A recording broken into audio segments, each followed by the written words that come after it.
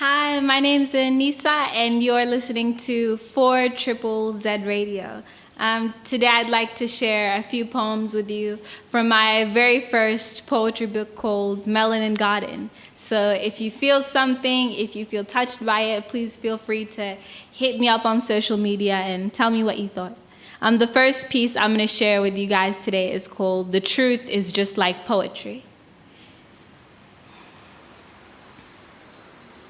The truth, and just a little discretion, it does contain some swearing in it, just to let you know.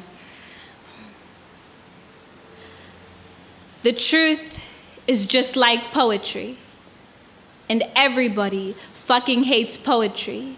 So whether or not you listen to this piece and my cries for peace, or you use ignorance to cover your ears, I'll still be here, telling you that America is a white face hooded in a white gown. It is chasing brown boys in a van that says Ku Klux Klan.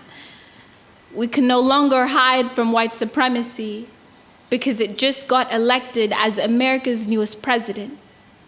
But the truth is just like poetry, and everybody hates poetry.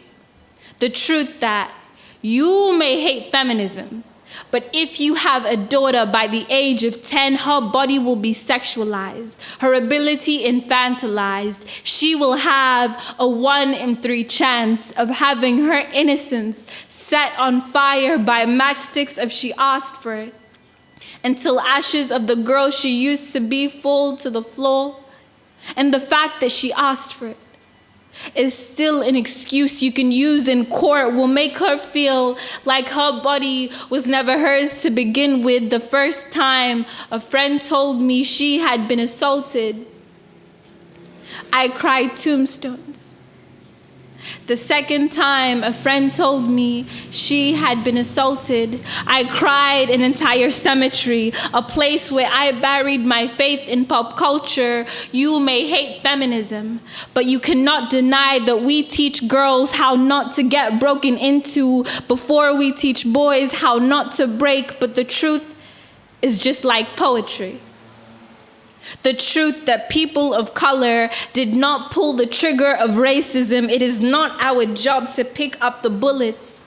We did not give birth to prejudice. It is not our job to cradle its child through our silence and our assimilation. It is yours, but the truth is just like poetry. The truth that before we talk about ISIS and Al-Qaeda, remember that one man's terrorist is another man's freedom fighter. Racists go home and kiss their families on the cheeks too. Pauline Hanson has supporters with hearts and minds just like you. And I know that understanding is the darkest tunnel to go through, because you can't always see the other person's point of view. But we need to remember that the person who is going to be right won't necessarily be you. But the truth is just like poetry, and everybody fucking hates poetry.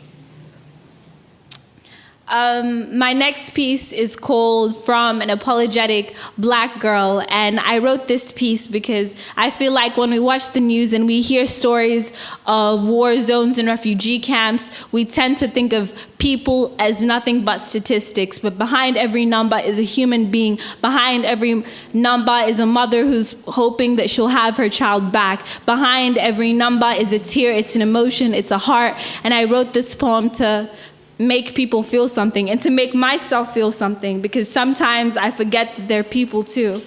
So this is From an Apologetic Black Girl to a War-Torn Syrian.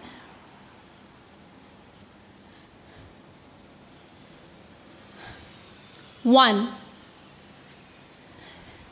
I am sorry that the same hands we used to turn off our TVs when we see your children dying and wearing blood for skin are the same hands we will use to put our own children to sleep.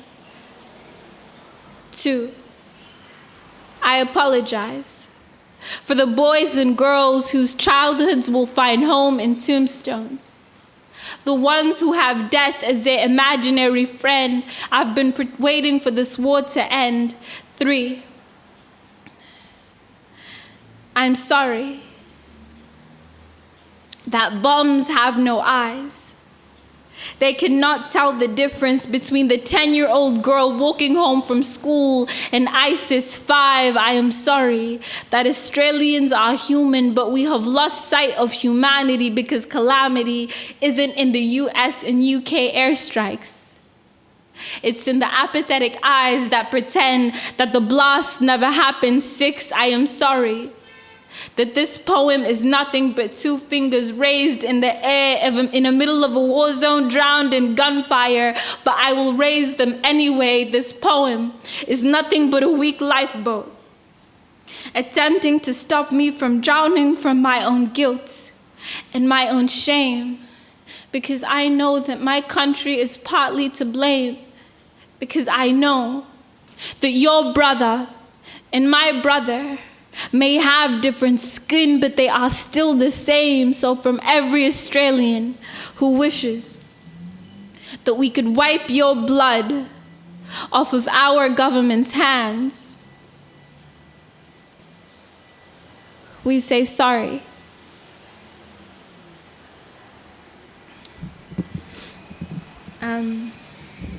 I wrote this next poem because I believe that, the news is the worst source for, receiving an unbiased view.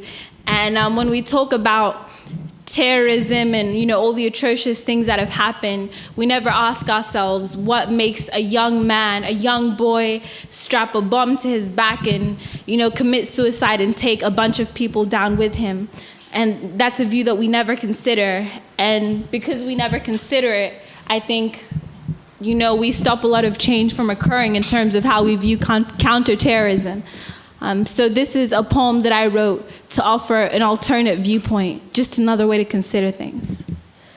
It's called Muslim Child.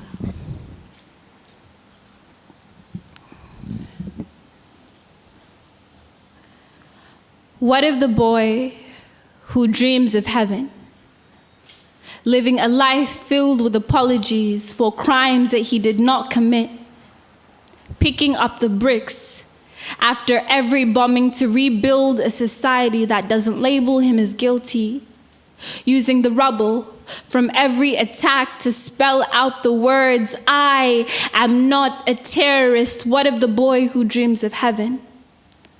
The one watching flames swallow Grenfell Tower whole, watching smoke sneak into the beds of children, ashes sleeping on pillows next to their parents, funerals held in the clouds for those whose skin was too dark to escape the flames. Husna, Muhammad, Mary, Khadija, Isaac, Zainab, Jeremiah, Hamid, Hashim, Noura, Ali, Yasin, the boy saying their names like it could have been his own, the boy whose faith in humanity is somewhere between a casket and another prayer. What if the boy who dreams of heaven, the one using war zones as his mind's home, tears collapse down his face like the roofs of Syrian families. His heart is a door knocked down by a police officer without a warrant. He holds photo frames of his family, like his heart holds the next attack that will not make the news. CNN and BBC call him a monster. But Frankenstein was once a man. What of the boy who dreams of heaven? The boy wearing bombs like jetpacks, trying to get back to a planet where gravity doesn't hunt him, where everyone doesn't hunt him, tired of flowers and funerals. So he turns pistols into pistols and lays bullets on civilians' bodies like petals. There is no God in what he did. I repeat, there is no God in what he did, only trauma. Time, trigger, and alienation. And when we ask why he did it, ask is our hate of Muslims just like him, our killing of Muslims just like him, the reason he dreams of heaven. Understanding, kindness, and empathy are the only methods of counterterrorism we are yet to use. Put away our bombs, our guns, our prejudice, and let us ask, what can we do for the boys who dream of heaven before it's too late? Once again, you are listening to 4ZZZ Radio, and this is my last poem for today. This one is called The Unbelievers, and it's a poem that I wrote after a young man that I went to high school with committed suicide. He was the same age as me. He was 19, so young, and it made me wonder how many other young people are out there struggling and suffering. And what can we do for the unbelievers? What can we do to save them?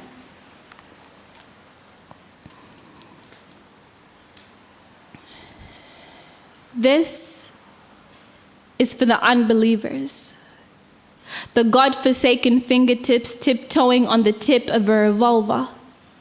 27 bones in your hand, and each one says the same thing.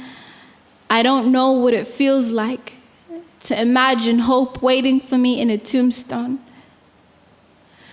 I know he was the same age as me. My heart pounds all the reasons that he had to live, and my hands hold all the blessings that he was yet to give, hoping that we cry facing the clouds and you can see your worth rolling down our cheeks. This one is for the guns, the rope, the pills, the bleach, all the children who were too far to reach. This one is for the unbelievers. I grip the caskets of those lost too early like pens, use their silence as ink and write all the pain that they never shared. Teach the children wearing death like a shadow to write all the pain that they never shared. Make a suicide victim step back from the edge and head back to the edge where he can write. This one is for the unbelievers. For the 19-year-old boy I went to high school with. For the 41,000 young people who found ropes more articulate than words. This one is for the unbelievers. Use this pencil if you need to scream. Tell the world that you are here. Tell the world that you matter. These metaphors are meant for raising a middle finger to everyone who didn't believe in you. Tell the page that you still believe in you. This one is for the unbelievers. They say R.I.P. I say rip the wings from your back. You were too young to be an angel. Use this pen if you need to fly. Use this pen if you need to believe, and use this pen if you need to fly. This one is for the unbelievers. Even when it doesn't feel like it, we hear you. Thank you for listening.